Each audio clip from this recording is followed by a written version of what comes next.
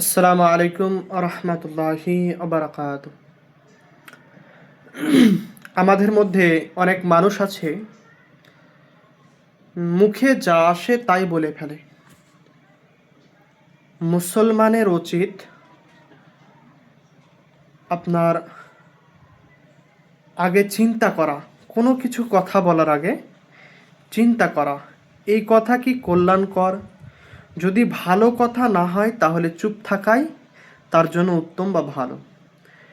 কেন আপনার হাদিসে রসুল করিম সাল্লাল্লাহু তাআলা আলাইহি ওয়াসাল্লাম বলে, যে ব্যক্তি আল্লাহ ও আখিরাতে বিশ্বাস করে সে যেন ভালো কথা বলে নতবা চুপ থাকে। এই হাদিসটি সহিহ মুসলিম এবং বুখারীতে আছে। আমরা চেষ্টা করব যদি ভালো কথা বলার এবং কথা বলার আগে ভেবে চিন্তে বলার, যে এমন কিছু কথা হয়তো আমাদের দ্বারাই মুখ থেকে বলা হয়ে গেল যে কথা হয়তো কল্যাণকর নয়। আমাদেরকে কথা বলার আগে চিন্তা করে কথা বলা দরকার।